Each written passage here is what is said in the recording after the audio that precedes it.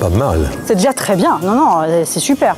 Alors dans les vidéos qu'on peut trouver sur votre plateforme, est-ce que les poulains étaient à ce stade ou voire un peu plus sauvages? Un petit peu plus sauvage, oui. On est déjà là, juste à la mise du licol, l'approche de l'humain. Il y en a quelques-uns qui avaient peur de moi. Donc on en était beaucoup moins loin dans le travail avec les petits poulains. Ouais. Comme moi, la première fois. Voilà, exactement. Ce programme vous est proposé par Kevin Bacon et Cofim. Aujourd'hui, on va regarder comment marcher en licol. On va voir, parce qu'aujourd'hui, elle est un peu agitée, hein. Beaucoup moins statique et calme que la dernière fois. On le voit d'ailleurs ici. Et en fait, on va profiter de ça pour lui apprendre un peu des réponses de base au licol. On va faire très peu, mais bien. Et aussi, deuxième chose, ne pas me rentrer dedans, même si elle est énervée. Voilà. Question tout de suite, le licol, on le met à quel âge idéalement? Tout de suite? Quand c'est nécessaire, c'est-à-dire que, voilà, par exemple ici, en train de me rentrer dedans, attends, je vais me décaler. Quand c'est nécessaire, donc il y a des personnes qui ont besoin de le mettre dès le début. En général, les poulains, les 3 premières semaines, ils suivent très bien la mère, donc c'est pas forcément indispensable. Dès le premier mois, ça peut être pas mal pour s'assurer que s'il y a un problème, le poulain l'accepte. D'accord. Et alors pour marcher, les premiers pas au licol? On va utiliser la mère. Alors elle est déjà manipulée, on l'a vu, hein. Donc on va pouvoir faire sans la mère. On peut simuler là avec Amélie et mettre Amélie en mouvement. Absolument. Typiquement elle va marcher, voilà. Et moi je vais mettre à l'extérieur, je vais mettre la pouliche à la gauche de la jument. Et moi je vais mettre à l'extérieur. Et en fait là elle va très bien suivre parce qu'elle sait faire. Mais on va utiliser le mouvement naturel en avant du poulain pour suivre sa mère. Et juste de temps en temps, quand elle va rencontrer le licol, quand elle va tirer un peu à droite ou à gauche, je vais un tout petit peu fermer mes doigts et rouvrir mes doigts quand elle cède, quand elle relâche dans la direction que j'ai donnée. Ouf, alors. Et la deuxième chose aussi, ça va être qu'elle, tout de suite, elle ne me rentre pas dedans. Et donc, je vais commencer gentiment à protéger mon espace. Mais ça, c'est typiquement comme ça que se passe une première séance de marche en main. Là, par exemple, elle bute un peu, hop, je ferme mes doigts et je relâche dès qu'elle s'allège et qu'elle ramène sa tête dans ma direction. Et ça, on le fait des deux côtés. Donc là, par exemple, c'est le côté gauche. On pourrait changer de main, mettre la jument à main droite et donc mettre la pouliche à la droite de la jument. Hop, donc là, je vais faire un petit demi-tour. Hop, voilà. Elle va vouloir suivre la mère, donc je sais que le demi-tour va très bien se faire. Voilà, je vais attendre un petit peu que la mère arrive. Et puis on va repartir en avant. Petite pression sur la nuque. Voilà. Donc dès qu'on a une réponse, on soulage. Exactement. On résiste quand le cheval met une pression, par exemple, trop vers la gauche, trop vers l'avant. On résiste un peu pour qu'elle rencontre une barrière, la barrière du licol. Et puis à l'instant où la jument suit cette sensation vers ma main, alors j'arrête tout de suite. Je cède complètement, j'ouvre tous mes doigts. Donc là, on voit que la jument, elle est déjà habituée parce qu'elle bute à peine contre le licol. Alors si on a par exemple ce genre de réaction, je vais venir résister, hop, hop, résister, repousser les épaules loin de moi et on repart en avant. Je peux repousser un petit peu l'encolure vers l'extérieur, voilà, pour la replacer bien à ma gauche. Voilà. Et puis relâcher. Et c'est toujours le même principe, hein, respecter ton espace. Important.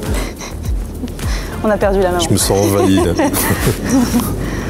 Ouais, respecter l'espace, pour moi, c'est primordial dès ce âge-là, parce que c'est facile à cet âge-là de leur expliquer. C'est beaucoup moins facile quand ils ont 2 ans ou 1 an et demi qui sont forts. Hop, ça par exemple, je la pousse, elle ne me rentre pas dedans. C'est beaucoup plus difficile quand ils ont beaucoup plus de force, d'excitation et que ça fait 2 ans qu'on leur dit que c'est d'accord, que c'est ok de nous rentrer dedans. Et ça peut mener à des situations dangereuses. Est-ce qu'on pourrait déjà exiger un arrêt là et de rester tranquille à l'arrêt? On va demander à la mère de s'arrêter. Moi, je vais résister dans mon licol. Hop, je résiste. On voit que ça marche pas. Je pousse un tout petit peu l'encolure pour qu'elle reste bien droite. Hop, encore un peu. Hop, et je relâche. Et dès qu'elle s'arrête droite, je relâche. Je fais attention à une chose, c'est que quand on va résister dans le licol, ça amène un peu la tête vers nous. Et donc, il faut bien faire attention de résister le plus possible en direction du poitrail pour vraiment s'arrêter droit. Et si la tête vient vers moi, on fait comme je viens de faire, on repousse la tête bien droite, on refreine et on s'arrête. Et là, on récompense, comme toujours. Alors, on voit très souvent les poulains qui se cabrent parce qu'ils sentent la pression du licol sur la nuque. Ça peut être très dangereux. Absolument. Qu'est-ce qu'il faut faire alors là ? En fait, ça dépend un petit peu des situations. C'est-à-dire que dans l'idéal, il ne faut pas arrêter la demande quand le poulain se cabre. Parce que si on arrête la demande, le poulain il associe quoi? Pression, je me cabre, ça se retire. Et donc du coup, je me cabre encore plus. Est-ce qu'on peut mettre une petite flexion par sécurité? Une petite flexion pour éviter qu'il tombe. Et on maintient la résistance jusqu'au moment où il s'allège. Et là, on retire tout. Même si le poulain est un peu en train de se lever, il faut en tout cas faire en sorte de maintenir la demande jusqu'à arrêt du cabri. L'objectif, c'est qu'ils comprennent. Qu'ils comprennent que le cabri ne sert à rien et ne va pas lui apporter qu'on retire la pression. Ça, c'est vraiment ça qui est le plus important. Voilà. On va marcher un peu en main toute seule maintenant. Oui. On va regarder d'abord à la main gauche, plus facile, surtout qu'elle a l'air bien manipulée à main gauche. Donc là, je vais refaire comme on l'a fait avec la mère et je vais faire pas mal de petits arrêts. Donc là, je résiste un peu vers l'avant. Hop, et je relâche dès qu'elle cède. Donc là, elle a fait une petite session. Là, on voit qu'elle bloque, qu'elle me bute un peu dedans.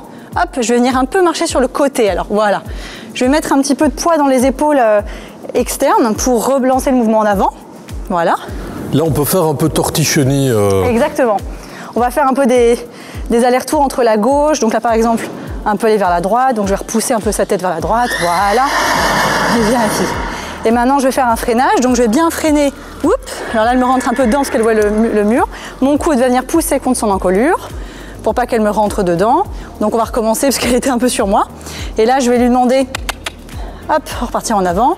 Je prends, je relâche dans mes doigts, sans me pousser, sans me pousser. Voilà. Donc, voilà, fille, super, c'est bien. Et donc là, elle s'inquiète un peu parce qu'elle sent qu'elle s'écarte de sa maman. Donc je vais couper un peu plus court ici. Et là, je vais lui demander de freiner avec une pression sur l'icôle. Ok, je vais mettre un tout petit peu de résistance dans mon icôle, je relâche quand elle s'arrête. Et même si elle fait un peu de drama comme ça, elle se met la tête dans le poitrail, tout ça on ignore. Ce qui compte, c'est que les pieds s'arrêtent. Et puis derrière ça, hop, on va venir de nouveau protéger mon espace. Là-dessus, je vais être assez stricte et gratter. Tout ça, on ignore parce que c'est normal. Hein, qu'elle essaye de réagir contre l'icôle, c'est complètement normal. C'est pas un truc complètement fluide, naturel pour eux. Donc, c'est déjà pas mal. C'est déjà très bien. Non, c'est super. Alors, dans les vidéos qu'on peut trouver sur votre plateforme, est-ce que les poulains étaient à ce stade ou voire un peu plus sauvages? Un petit peu plus sauvages, oui. On est déjà là, juste à la mise du licol, l'approche de l'humain. Il y en a quelques-uns qui avaient peur de moi. Donc, on en était beaucoup moins loin dans le travail avec les petits poulains, ouais. Comme moi, la première fois. Voilà, exactement.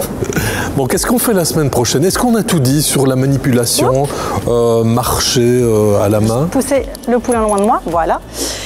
En fait, là, on est quand même sur je vais la faire marcher. Ça va être plus facile, sinon elle va être un peu trop déconcentrée. Viens, fille. Viens, viens.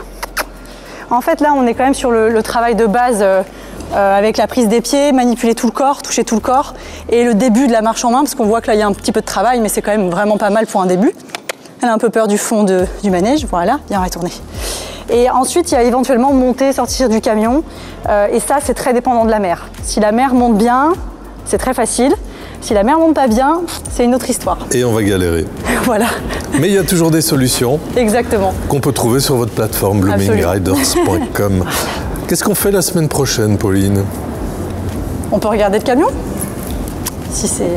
Excellente idée. Voilà. Merci Pauline, merci, c'est la star. C'est la star, très courageuse. Merci Amélie. Et à la semaine prochaine. À bientôt. On en a marre là, hein, Chatoun. Ce programme vous est proposé par Kevin Bacon et Cofim.